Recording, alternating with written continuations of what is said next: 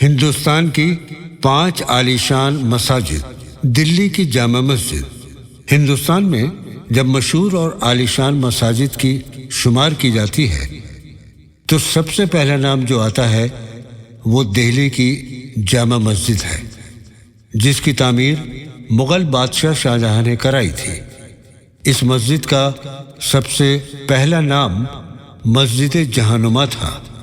اس کا مطلب ہے پوری دنیا کو دیکھنے والی مسجد۔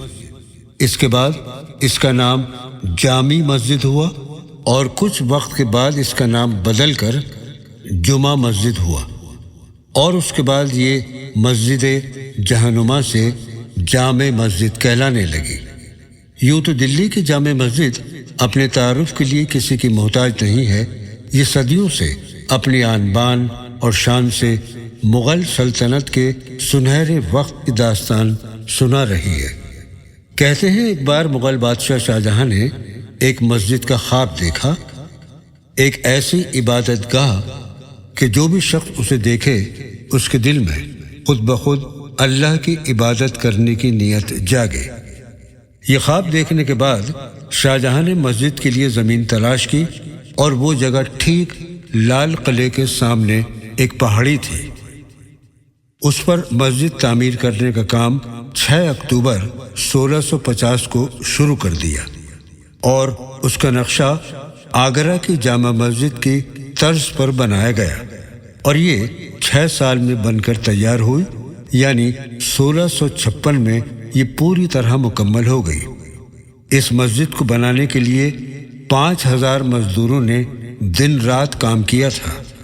اس میں 2 میناریں ہیں جن کی اونچائی 41 میٹر ہے، اور اس کے اندر اوپر جانے کے لیے 117 سیڑھیاں بنی ہوئی ہیں، اور 3 بڑے گنبد بنے ہیں، اور مسجد کے آنگن میں ایک بہت بڑا حوض بنا ہوا ہے، جس سے کہ نمازیوں کو وضو کرنے میں کسی طرح کی پریشانی نہ ہونے پائے۔ مسجد کے اندر ایک طرف میوزیم بھی ہے، جس کے اندر بہت سی نایاب چیزیں موجود ہیں، اور اس مسجد میں داخل ہونے والے 3 بڑے دروازے ہیں جو کہ تینوں سمتوں میں ہیں، یعنی کہ جنوب، شمال اور مشرق کی طرف۔ اس جامع مسجد میں ایک ہی وقت میں تقریباً 25,000 نمازی نماز ادا کر سکتے ہیں۔ اس مسجد کے اندر سنگ مرمر کا استعمال اس ڈھنگ سے فرش میں کیا گیا ہے، بارڈر بنا کر، ایسا لگتا ہے قطار میں جائے نماز یعنی کہ مصلی بچھے ہوئے ہیں۔ اس مسجد میں خواتین کے لیے نماز پڑھنے کا الگ انتظام ہے، اور وضو کا بھی الگ انتظام کیا گیا ہے۔ اس مسجد کی خوبصورتی دیکھنے کے لیے دنیا بھر سے لوگ آتے ہیں، اور یہاں پر بہت سے لوگ نمازیں بھی پڑھتے ہیں۔ رمضان کے مہینے میں تو یہ مسجد نمازیوں سے پوری طرح بھر جاتی ہے، اور الوداع جمعے والے دن تو مسجد کے علاوہ اس کی چھت، سیڑھیاں اور اس کے آس پاس کے پارک اور سڑکیں پوری طرح بھر جاتی ہیں، اور یہی عالم عید الفطر اور عید الاضحیٰ والے دن ہوتا ہے۔ پیر رکھنے کی جگہ تک نہیں ہوتی، اتنی بھیڑ جمع ہو جاتی ہے، اور یہی عالم شب بارات کو ہوتا ہے۔ اس رات روشنی کی وجہ سے اس میں 4 چاند لگ جاتے ہیں۔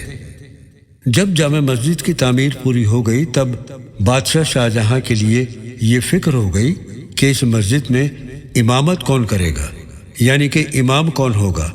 پھر کہیں جا کر بڑی محنت اور مشقت کے بعد ازبکستان کے ایک چھوٹے سے شہر بخارا سے سید عبدالغفور شاہ کو امامت کے لیے بلایا گیا۔ انہوں نے آ کر سب سے پہلے 24 جولائی 1656 کو نماز پڑھائی۔ اس دن دلی کی عوام کے ساتھ بادشاہ شاہجہاں نے اپنے درباریوں کے ساتھ نماز ادا کی، اور اسی دن مغل بادشاہ شاہجہاں نے امام سید عبدالغفور شاہ کو امام سلطنت کا خطاب دیا، اور تب سے آج تک انہی کے خاندان کے لوگ امامت کرتے آ رہے ہیں۔ تاج المساجد یعنی کہ مسجدوں کا تاج، صوبہ مدھیہ پردیش کے شہر بھوپال کی یہ مسجد ہندوستان کی بڑی مساجد میں شمار ہوتی ہے۔ سب سے پہلے تاج المساجد بنانے کا خواب سکندر بیگم نے دیکھا تھا۔ سکندر بیگم جب 1861 میں دلی آئیں اور انہوں نے دلی کی جامع مسجد میں برٹش فوج کے گھوڑے بندھے ہوئے دیکھے، گویا مسجد ایک گھڑسال میں بدل گئی تھی، جسے انہوں نے اپنی وفاداری سے برٹش فوج سے جامع مسجد کو آزاد کرا لیا تھا، اور انہوں نے عہد کیا کہ دلی کی جامع مسجد کی طرح اپنے شہر بھوپال میں مسجد کی تعمیر کرائی جائے اور اس کا نام تاج المسجد رکھا جائے۔ لیکن یہ ان کا خواب ہی رہ گیا اور وہ دنیا سے رخصت ہو گئی۔ لیکن ان کا یہ خواب ان کی بیٹی نواب شاہ جہاں بیگم نے پورا کرنے کا بیڑا اٹھایا اور 1844 میں بنوانا شروع کر دیا۔ لیکن افسوس کی بات، ان کا کچھ سال بعد انتقال ہو گیا اور مسجد کی تعمیر کا کام رک گیا۔ اس کے بعد ان کی بیٹی سلطان جہاں بیگم نے تاج المسجد کی تعمیر کروانا شروع کر دیا۔ یہ تاج المسجد ٹھیک سلطان جہاں بیگم کے محل کے سامنے ہے۔ تاج المسجد میں 2 اونچی میناریں ہیں۔ میناروں کے علاوہ اس مسجد میں 3 بڑے گنبد ہیں جو اس کی خوبصورتی میں 4 چاند لگاتے ہیں۔ مسجد میں ایک بڑا سا دالان سنگ مرمر کا فرش اور ستون ہے۔ موتیہ تالاب اور تاج المسجد کو ملا کر کل رقبہ 14,52,000 مربع فٹ ہے۔ اس مسجد میں ایک ہی وقت میں 1,75,000 لوگ نماز ادا کر سکتے ہیں۔ تاج المسجد کا دروازہ اتنی اونچائی پر بنا ہے جیسا کہ فتح پور سیکری کا بلند دروازہ، شاید یہ اسی کی نقل ہے۔ مسجد کے اندر کو شمال کا حصہ خواتین کے لیے نماز پڑھنے کا ہے اور مغربی حصے میں قبلہ ہے، اور اس مسجد میں 11 خوبصورت محرابیں ہیں۔ بیگم شاہ جہاں بیگم ایک بہت ہی ذہین اور پڑھی لکھی خاتون تھی، اس لیے انہوں نے نہ صرف اس مسجد کو بنوایا بلکہ اس مسجد میں خواتین کے لیے ایک الگ جگہ بھی بنوائی تاکہ تاج المسجد ہندوستان کی ایک بہترین مسجد بن جائے۔ اس مسجد میں نمازیوں کے لیے وضو کا بہت ہی اچھا انتظام کیا گیا ہے، جس سے کہ کسی بھی نمازی کو کسی بھی طرح کی کوئی پریشانی پیش نہ آئے، اور جاڑے کے موسم میں گرم پانی کا بھی انتظام کیا گیا ہے۔ اس مسجد کے اندر بہت ہی عمدہ قسم کے قالین بچھے ہوئے ہیں اور جائے نماز بھی بہت خوبصورت ہے۔ اس مسجد میں نمازیوں کی سہولت کا ہر طرح سے خیال رکھا گیا ہے کہ کسی بھی طرح سے کسی کو کوئی دقت پیش نہ آئے، چاہے نمازیوں کی تعداد کتنی بھی کیوں نہ ہو۔ اس مسجد کا فرش بہت ہی خوبصورت ڈھنگ سے سنگ مرمر کا بنا ہوا ہے اور اس کی دیواروں اور ستونوں پر بہت ہی باریک سنگ تراشی کی گئی ہے، جس سے کہ اس کی خوبصورتی اور بھی بڑھ جاتی ہے۔ اس مسجد کو دیکھنے کے لیے دنیا بھر سے لوگ آتے ہیں اور اس کی خوبصورتی کو دیکھ کر حیرت زدہ ہو جاتے ہیں کہ اس وقت اتنے اچھے کاریگر ہندوستان میں موجود تھے۔ اس لیے اس مسجد کا شمار ہندوستان میں ہی نہیں دنیا کی بہترین مساجد میں آتا ہے۔ مکہ مسجد۔ یہ مسجد ہندوستان کی پرانی اور خوبصورت مسجد ہے جو کہ حیدرآباد میں 4 مینار کے نزدیک ہے۔ اس مسجد کو مکہ مسجد اس لیے کہتے ہیں کیونکہ تعمیر کے وقت عرب کے مکہ شہر سے مٹی لائی گئی تھی۔ اس مسجد کی تعمیر حیدرآباد کے ششم سلطان محمد قلی قطب شاہ نے 1617 میں میر فیض اللہ بیگ اور رنگیا چودھری کی نگرانی میں کرائی تھی۔ اس مسجد کو بننے میں 70 برس لگے تھے۔ یہ 1694 عیسوی میں بن کر تیار ہوئی تھی۔ اس کی لمبائی 67 میٹر اور چوڑائی 54 میٹر، اونچائی 23 میٹر ہے۔